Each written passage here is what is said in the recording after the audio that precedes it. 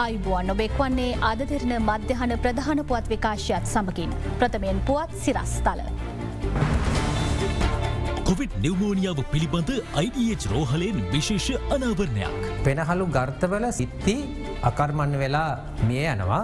දෛනිකාසාධිත්‍යයන් 4000 සීමාව ඉක්මවයි. පළමුවරට ගිලන්වත රියදුරෙක් කොවිඩ් වැළඳීම් මරුට. එදිරි නීතියෙන් ජීවනෝපාය අහිමි වූවන්ට අද සිට 2000 තීමනාව. කොවිඩ් ප්‍රතිකාර සඳහා සමගි ජන බලවේගය මන්ත්‍රී වැටුප පරිත්‍යාග කරයි. මන්ත්‍රී බදියුදීන් බන්ධනාගාර රෝහලේ වෛද්‍යවරියෙකුට කළ තර්ජනය ගැන විමර්ශනයක්. ඇමරිකානු මුදා ගැනීමේ ගුවන් යානයක් තුළදී ඇෆ්ගන් මවක් දරුවෙක් බිහි කරයි. කනිෂ්ඨ අංශයේ කාන්තා මීටර 100 සහය දිවීමේ තරගයෙන් ජමීකාව නව ලෝක වාර්තාවක් පිහිටුවයි.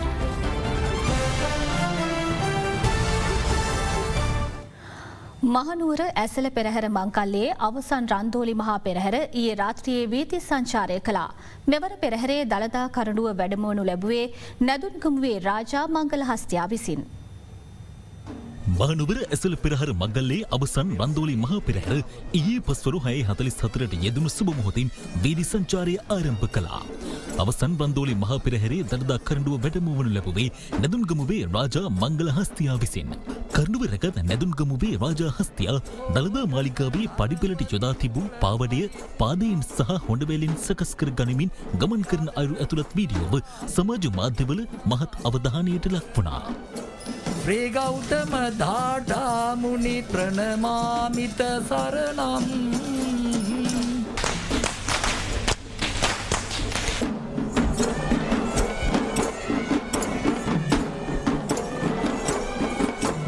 දළදා මාලිගා ඇත්පන්තියේ ඉන්දිරාජා සහ රොහුණු කතරගම දේවාලයේ වාසනා හස්තිය දෑල ඇතුන් ලෙස ගමන් කරනු ලැබුවා. සෞඛ්‍ය මාර්ගෝපදේශයන්ට අනුව මහජන සහභාගීත්වයෙන් තොරව මෙවර පෙරහැර පැවැත්වුණද වෙනදා මෙන්ම විචිත්‍රවත් සංස්කෘතිකාංග වලින් රන්දෝලි පෙරහැර අලංකාරවත් වුණා.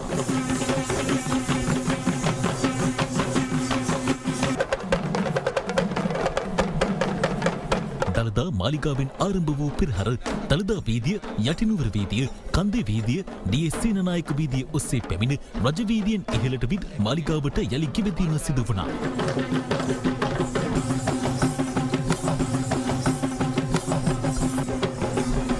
අතරදාලුවම සිව් මහා දේවාලවලින් ගමන් ඇරඹී දීකැපීමේ පෙරහැර මහවැලි නදියේ ගැටමේ තොට වෙත පැමිණ දීකැපීමේ මංගල්‍ය සිදු කරනු ලැබුවා. ඉන් අනතුරුව අද දහවල් පෙරහැර පැවැත්වීමට නියමිතයි. දහවල් පෙරහරින් පසුව දේවඩන නිලමේතුමා ඇතුළු බස්නායක නිලමේතුමන්ලා හා පිටිසර දේවාලවල බස්නායක නිලමේතුමන්ලා මහනුවර ජනාධිපති මන්දිරයට ගොස් ජනාධිපති ගෝඨාභය රාජපක්ෂ මහතා හමුවේ මෙවර පෙරහැර මංගල්‍ය සාර්ථකව නිම කළ බවට වූ සංදේශය බහර දීමට නියමිතව තිබෙනවා. මෙරටින් වාර්තා වූ දෛනික COVID-19 ආසාදිතින් සංඛ්‍යාව ඊයේ පළමු වරට 4000 සීමාව ඉක්මවා ගියා. එමෙන්ම ඉන්දියාවේ සිට තවත් ද්‍රව ඔක්සිජන් ටොන් 40ක් මුහුදු මගින්ද ඇමරිකාවේ සිට තවත් ෆයිසර් එන්නත් තොගයක් ගුවන් මගින්ද අද දිවයිනට රැගෙන එනු ලැබුවා.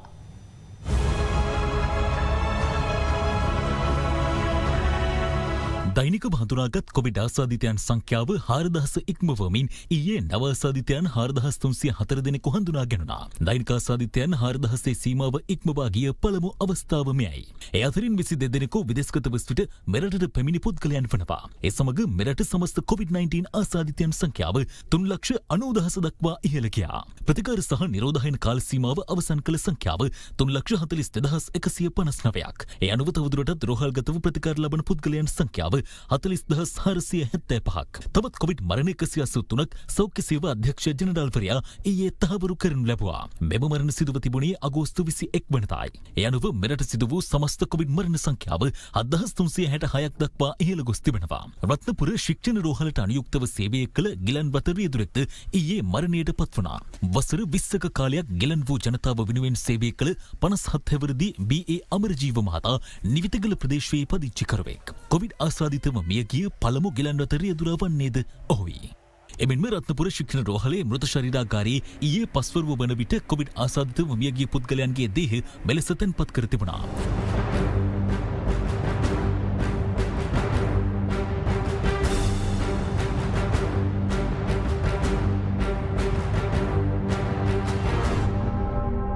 කොවිඩ් ආසාදිතව එම රෝහලට පැමිණෙන ආසාදිතයන් සංඛ්‍යාව ඉහළ යාම හේතුවෙන් ආසාදිතයන් රෝහලට ඇතුළත් කරගන්නා තෙක් ඔවුන්ට පැය ගණනාවක් මෙලෙස රැඳී සිටීමට සිදුවනවා.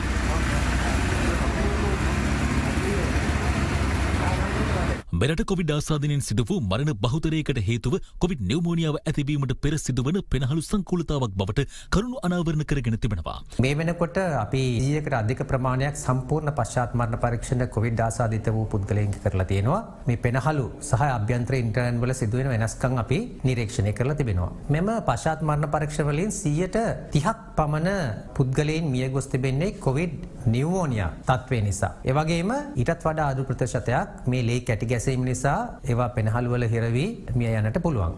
මේක අනාවරණය කරනකම් ලෝකේ වෛද්‍ය සංග්‍රහවල අනාවරණය කරලා තිබුණේ නැහැ. ඉතින් අපි මේකේ දැක්ක දේ තමයි කොවිඩ් වෛරසයේ ආසාදනය වීමෙන් පෙනහළු වල ගර්ත වල බිත්තියේ මෙම වෛරසයේ සංකූලතාවයක් ලෙස ඇතිවෙන නියුමෝනයිටිස් කියන තත්ත්වය. කියන්නේ පෙනහළු ගර්තවල සෛල වර්ග දෙක විනාශයට පත් වෙනවා.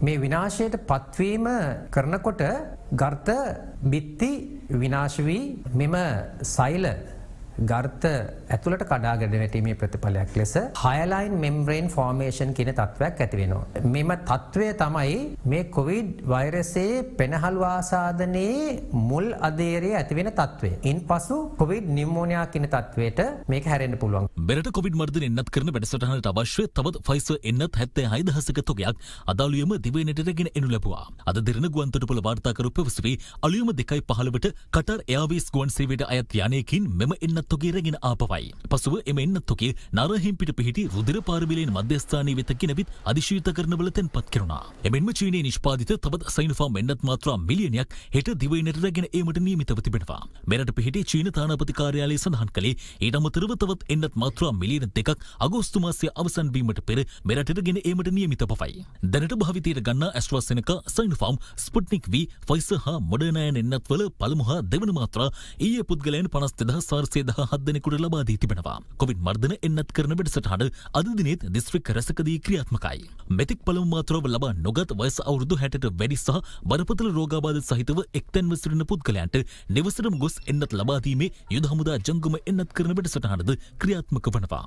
වසංගත රෝග විද්‍යාංශයේ වාර්තාවලට අනුව මෙරට එක් එන්නත් මාත්‍රාවක් හෝ ලබාගෙන ඇති පුද්ගලයන් කනද 1,20,96,630ක්. මාත්‍රා දෙකම ලබාගෙන ඇති පුද්ගලයන් සංඛ්‍යාවද 56,000 ඉක්මවා තිබෙනවා. මේ අතර කොවිඩ්-19 ආසාදිතයන්ට අවශ්‍ය තවත් ද්‍රව ඔක්සිජන් ටොන් 40ක් අද අලුයම ඉන්දියාවේ චෙන්නයි වරායේ සිට මෙරට රැගෙන එනු ලැබුවා. ඒ මෙරට නාවික හමුදාවට අයත් ශක්ති නෞකාව මකින්. එමෙන්ම ඉන්දිය නාවික හමුදාවට අයත් ශක්ති නෞකාවද ඊයේ පස්වරුවේ තවත් ද්‍රවමය ඔක්සිජන් ටොන් 100ක් රැගෙන කොළඹ වරායට පැමිණියා.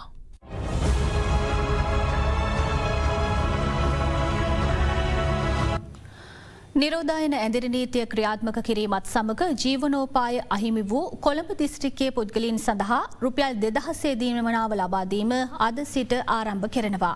මුළු දිවයිනටම බලපැවැත්වෙන පරිදි ඇඳිරි නීතිය පනවා දින 3ක් ගතවන අද දිනේදී පෙර දින දෙකට සාපේක්ෂව මාර්ගවල රථවාහන වැඩි වශයෙන් දැක ගන්නට ලැබුණා. COVID-19 වෛරසය පාලනය කිරීම සඳහා පසුගේ සිකුරාදා රාත්‍රී 10 සිට 30 වන සඳුදා අලුයම 4 දක්වා මුළු දිවයිනටම බලපැවැත්වෙන පරිදි නිරෝධායන ඇඳිරි නීතිය පනවනු ලැබුවා. එවන් පසුබිමක අද පෙරවරුවේ කොළඹට ඇතුළු වන මාර්ගවල දැක ගන්නට ලැබුණේ මෙවන් තත්ත්වයක්.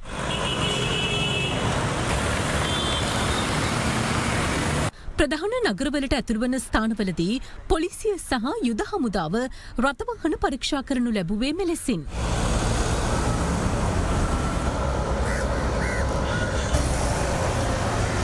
අත්‍යවශ්‍ය පෞද්ගලික සහ රාජ්‍ය ආයතන වලට අපි අවධානය යොමු කරනවා. තවදුරටත් ඔවුන්ගේ ආයතන තුළට කැඳවාගත යුත්තේ අවම සේවක පිරිසක් ඔවුන්ගේ සේවාව පවත්වාගෙන යාම සඳහා.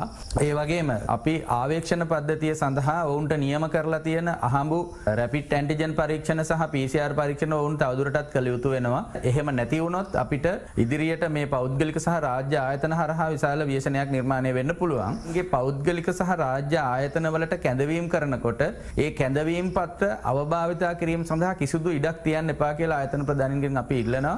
තවදුරටත් අපිට පේන්න තියෙනවා යම් යම් අත්‍යවශ්‍ය සේවාවලට මුවා වෙලා පිරිස් අනවශ්‍ය විදිහට සෞඛ්‍ය උපදෙස් කඩ කරමින් ඇතැම් ප්‍රදේශවල සැරිසරනවා. මේ අතර පෑලියගොඩ මධ්‍යම මත්ස්‍ය වෙළඳ සංකීර්ණය අද සිට තොග වෙළඳාම් සඳහා දිනපතා විවෘතව තිබෙනවා.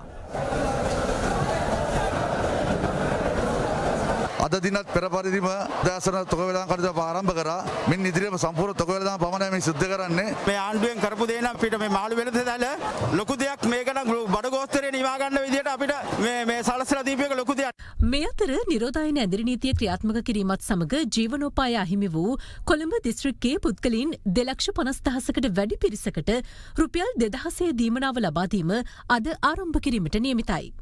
කොළඹ දිස්ත්‍රික් ලේකම් ප්‍රදීප් යසරත්න මහතා සඳහන් කළේ කොළඹ දිස්ත්‍රික්කයේ ප්‍රාදේශීය ලේකම් කොට්ටාස 13ම ආවරණය කරමින් මෙලෙස 2,000 දීමනාව ලබා දෙන බවයි. කොවිඩ් වසංගතයට මුහුණ දීම සඳහා රෝහල් උපකරණ මිලදී ගැනීමට සමගී ජනබලවේගයේ පාර්ලිමේන්තු මන්ත්‍රී කණ්ඩායම මෙම මස මන්ත්‍රී වැටුප පරිත්‍යාග කිරීමට තීරණය කර තිබෙනවා. ඒ පිළිබඳව ඇතුළු කොවිඩ් වසංගතය සම්බන්ධයෙන් පළ වූ අදහස් කිහිපයක් දැන්.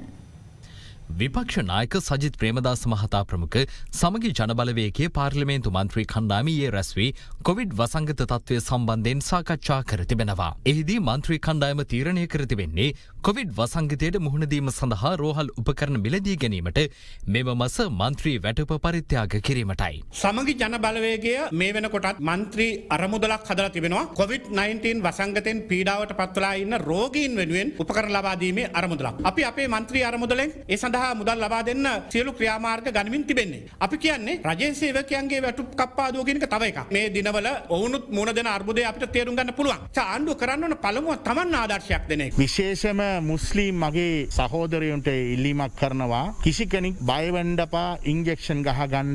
ඒක හේතුව තමයි මමත් ඉන්ජෙක්ෂන් දෙකක් ගහලා තියෙනවා. ඔබ කිසි කෙනෙක් කියන දේවල් අහන්න එපා. ඔබේ ජීවිතේ දෙයනේ කියලා බේරා ගන්නව නම් අපි පළවෙනිම එන්නත ලබා ගත්තොත් විතරයි මේකෙන් බේරා ගන්න පුළුවන්. වැක්සින් කරන්නේ අපි දන්නා මුලින්ම සෞඛ්‍යාංශ වලට දුන්නා ඒක හරි. හැබැයි ඒ අතරතුර දුන්නේ වැඩිහිටියන්ට නෙමෙයි පටන් ගන්න හිතමිතුරන්ට පාර්ලිමේන්තු මන්ත්‍රීවරුන්ට. ඒ විදිහේ ප්‍රමුඛතාවයක් නිසා තමයි වැඩිහිටියෝ පැත්තකට විසිලා අද වැඩිහිටියා මරණය මංචකය දක්වා මේ ආණ්ඩුව අරගෙන ගිහිලා තියෙනවා. දැන් හද්දාවේ සීමාව පැනලා තියෙනවා. දැන් විපක්ෂය කියන විදිහට ලොක්ඩවුන් ක්‍රම නම් අපි දන්නේ නැහැ. දැනට ජනතාවට යන්න එන්න බැරි වෙන්න ඒ විදිහට කටයුතු කරලා තියෙනවා. පණයනය සම්පූර්ණ අඩබඩ කරාගත්තම රටක් හැටියට දුවන්නේ කොහොමද? දැන් ඒ පිළිබඳව කවුරුත් කතා කරන්නේ නැහැ. රට ලොක්ඩවුන් කිරීම කොවිඩ් වසංගතය පාලනයට තිරසාර විසඳුමක් නොවන බව ඔස්ට්‍රේලියානු අග්‍රාමාත්‍ය ස්කොට් මොරිසන් පවසනවා. රටින් වසංගත තුරන් කිරීමේ නව සැලසුම වන්නේ වෛරසය සමග ජීවත්වීමේ මාවතක් සැකසීම බවයි ඔහු වැඩිදුරටත් සඳහන් කළේ. ප්‍රාන්ත හා නගර රැසක් ලොක්ඩවුන් කර ඇති පසුබිමක ඔස්ට්‍රේලියාවේ දෛනික අසාධිතයන් වාර්තාව යළි අලුත් වී තිබෙනවා. ඊයේ දිනේ තුල එරටින් නව අසාධිතයන් 915 දෙනෙක් හඳුනාගත් අතර 900 ඉක්මවා දෛනික අසාධිතයන් වාර්තා වූ පළමු අවස්ථාවද මෙයයි. මේ අතර ඔස්ට්‍රේලියාව නැවත කොවිඩ් ශූන්‍ය මට්ටමකට ගෙන යාමට බොහෝ දුරට නොහැකි වනු ඇති බවට අගමැති ස්කොට් මොරිසන් පිළිගෙන තිබෙනවා. රටේ එන්නත්කරණය 70%කට 80%කට වඩා වැඩි නම් ලොක්ඩවුන් කිරීමෙන් සිද්ධ වෙන්නේ යහපතකට වඩා අයහපතක්. කොවිඩ් වසංගතය පාලන සටනේදී ලොක්ඩවුන් කිරීම කියන්නේ තිරසාර විසඳුමක් නෙවෙයි. ඒ නිසා අපි එන්නත් කරන ඉලක්ක ළඟා කරගත යුතුයි. ඉන් පසු අපිට පුළුවන් වෛරසයත් සමග ජීවත්වීම ආරම්භ කරන්න. වසංගත ව්‍යාප්තියේ දරුණුතම අවධියට පැමිණ සිටින වියට්නාමයේ හෝචින්මින් නගරයට අද සිට දැඩි කොවිඩ් පාලන සීමා ක්‍රියාත්මකයි. කඩසප්පු වසා දැමීමට පෙර නගරවාසීන් අත්‍යවශ්‍ය ද්‍රව්‍ය මිලදී ගැනීමට යොහුසුළු වූ ආකාරයයි මේ. ලොව පුරා කොවිඩ් වෛරස් ආසාදිතයන් සංඛ්‍යාව අද 21 කෝටි 25 ලක්ෂයේ ඉක්මවා ගිය අතර වසංගතයෙන් ලොව පුරා සිදු වී ඇති මරණ සංඛ්‍යාව 44 ලක්ෂ 44 දහසකට අධිකයි. පාර්ලිමේන්තු මන්ත්‍රී රිෂාඩ් බදියුදීන් මහතා බන්ධනාගාර රෝහලේ වෛද්‍යවරයෙකුට තර්ජනය කිරීමේ සිද්ධිය සම්බන්ධයෙන් සහකාර බන්ධනාගාර අධිකාරිවරයෙකුගේ ප්‍රධානත්වයෙන් විමර්ශනයක් ආරම්භ කර ඇති බව බන්ධනාගාර කොමසාරිස් චන්දන ඒකනායක මහතා පවසනවා. අද එම දෙපාර්තමේන්තුවේදී ප්‍රවෘත්ති සාකච්ඡාවක් පවත්වමින් ඔහු මේ බව සඳහන් කළා. තමන්ට රිෂාඩ් බදියුදීන් මන්ත්‍රීවරයා මරණ තර්ජන සිදු කළ බව පවසමින් මැගසින් බන්ධනාගාරයේ වෛද්‍යවරයෙකු පසුගිය 21 වනදා බොරැල්ල පොලිසියට පැමිණිල්ලක් කර තිබුණා. එම පැමිණිල්ලේ දැක්වෙන්නේ වැලිකඩ බන්ධනාගාරයේ බෙහෙත් ශාලාව තුළ පසුගිය 15 වනදා අදාළ වෛද්‍යවරයා විසින් රෝගී රැඳවියෙකු පරීක්ෂා කරමින් සිටියේදී රිෂාඩ් බදියුදීන් මන්ත්‍රීවරයා විසින් තමන්ට තර්ජනය කළ බවයි. අනතුරුව සිද්ධිය පිළිබඳ විමර්ශන කටයුතු කොළඹ අපරාධ කොට්ටාසය වෙත යොමු කෙරුණා. මේ සම්බන්ධව බන්ධනාගාර දෙපාර්තමේන්තුව විසින් සහකාර බන්ධනාගාර අධිකාරිවරයෙක් පත් කරලා තියෙනවා මේ පිළිබඳව පරීක්ෂණ කරන්න. ඔහු විසින් මේ වෙනකොට පරීක්ෂණ ආරම්භ කරලා තියෙනවා. ඊට අමතරව පොලිසිය විසින් මේ පිළිබඳව පරීක්ෂණයක් පවත්වනවා. ඒ පිළිබඳවත් මේ අවස්ථාවේ පරීක්ෂණ දෙකම මේ අවස්ථාවේ ක්‍රියාත්මක වෙනවා. මේ පරීක්ෂණයෙන් පස්සේ අපිට පුළුවන් බලා ගන්න දාල මන්ත්‍රීවරයාගේ හැසිරීමේ මරණ තර්ජනයක් හෝ අපහාසාත්මක බැනවැඳීමක් ඔහු විසින් කර තිබෙනවා නම් ඒ පිළිබඳව තත්ත්වය අපිට බලා ගන්න පුළුවන්. අමරිකාවට අයත් මුදාගැනීමේ ගුවන් යානයක් තුළදී ඇෆ්ගන් ජාතික මවක් බිලිඳු දැරියක් බිහිකර තිබෙනවා. මේ අතර රටින් පලා යාමේ අරමුණින් පැමිණි පුද්ගලයන් 20000කට වැඩි පිරිසක් කාබුල් ගුවන්තොටුපළේ රැඳී සිටින බව විදෙස් වාර්තා සඳහන් කළා. තලිබාන් ත්‍රස්තවාදයෙන් ඇෆ්ගනිස්තානයේ බලය අත්පත් කරගෙන මේ වන විට සතියක කාලයක් ගත වී අවසන්. තලිබාන් ග්‍රහණයට නතුවෝදා පටන් ඇෆ්ගන් වැසියන් බොහෝ පිරිසක් රටෙන් පලා යාමට උත්සාහ දරමින් සිටිනවා. අමරිකාව, බ්‍රිතාන්‍ය, ජර්මනිය ඇතුළු රටවල් 20ක් මේ වන විට ඇෆ්ගන් සරණාගතයන් 28000ක් පමණ මුදාගෙන තිබෙනවා. ඉන් වැඩිම පුද්ගලයන් සංඛ්‍යාව වන 17000ක පිරිසක් මුදාගෙන ඇත්තේ අමරිකාව විසින්. තවත් 2000ක පමණ පිරිසක් ගුවන්තොටුපළට ඇතුළු වීමේ අපේක්ෂාවෙන් ඒ ගේට්ටුව අසල රැස් වී සිටින බව සඳහන්. මුදා ගැනීමේ කටයුතු වේගත් කිරීම සඳහා වාණිජ්‍ය ගුවන් යාන යොදා ගැනීමට අපේක්ෂා කරන බව අමරිකාව නිවේදනය කර තිබෙනවා.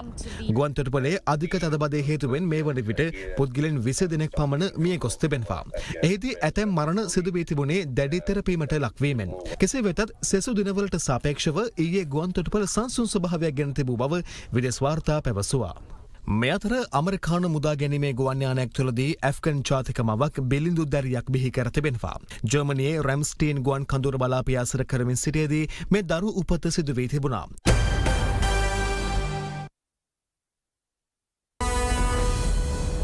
ස්පෝර්ට්ස් ඉන් බ්‍රීෆ් විශේෂාංකය දැන්. ශ්‍රී ලංකා ක්‍රිකට් ආයතනයේ සංවිධානය කරන ආරාධිත 2020 ක්‍රිකට් තරඟාවලියේ දිනේෂ් චන්දිමාල්ගේ නායකත්වයෙන් යුත් රෙඩ්ස් කණ්ඩායම සහ අශාන් ප්‍රියංජනගේ නායකත්වයෙන් යුත් ග්‍රේන්ස් කණ්ඩායම අතර ඊයේ පැවති තරඟයට වර්ෂාවෙන් බාධා එල්ල වීම නිසා එක් කිනිමක් පන්දුවාර 15කට සීමා වුණා. තරගයේ පළමුව පන්දුවට පහර දුන් ග්‍රේන්ස් කණ්ඩායම නියමිත පන්දුවාර 15 අවසානයේ කඩලු 7ක් දැවී රැස් කළ ලකුණු සංඛ්‍යාව 114ක්. ලකුණු 115ක ජයග්‍රාහී ඉලක්කයක් හඹා ගිය රෙඩ්ස් කණ්ඩායම පන්දුවාර 14යි පන්දු 3කදී කඩලු 4ක් පමණක් දැවී ජයග්‍රාහී ඉලක්කය පසු කර ගියා. එම ජයත් සමග අවසන් මහා තරගයේ තම ස්ථානය තහවුරු කර ගැනීමට රෙඩ්ස් කණ්ඩායම සමත් වූ අතර තරගාවලියේ අවසන් මහා තරගය හෙට රාත්‍රී 7ට දිනේෂ් චන්දිමාල්ගේ නායකත්වයෙන් යුත් රෙඩ්ස් කණ්ඩායම සහ දසුන් ශානකගේ නායකත්වයෙන් යුත් ග්‍රේස් කණ්ඩායම අතර පැවැත්වීමට නියමිතයි. මේ අතර කාන්තා මීටර 100 සහය දිවීමේ ඉසෝවේ නව කනිෂ්ඨ ලෝක වාර්තාවක් පිහිටුවීමට ජමීකා කණ්ඩායම ඊයේ සමත් වුණා. ඒ වයස අවුරුදු 20න් පහළ ලෝක ශූරතා මල්ල ක්‍රීඩා උළෙලේදී. එහිදී ජමීකා කණ්ඩායම කාන්තා මීටර 100 සහය දිවීමේ ඉසෝවේ කනිෂ්ඨ ලෝක වාර්තාව තමන් සතු කරගත්තේ තප්පර 42.94කින් එම ඉසෝව නිම කරමින්.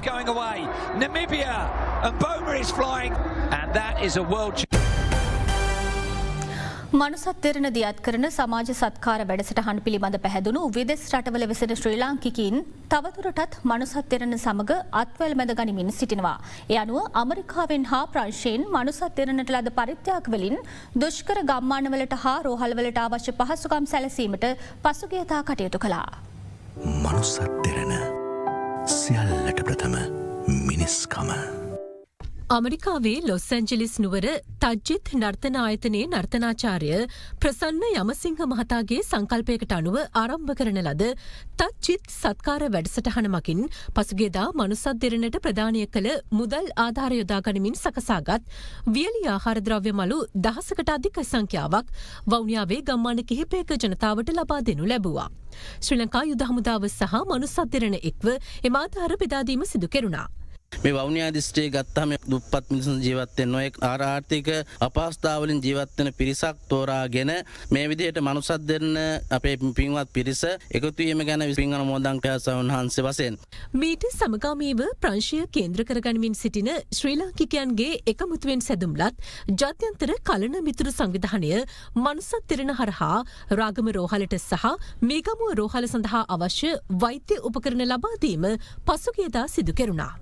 මනුස්සත් දෙරණ සියල්ලට ප්‍රථම මිනිස්කම. ඒත් සමගින් පුවත් විකාශය අවසන් වනවා. සුබ දවසක්.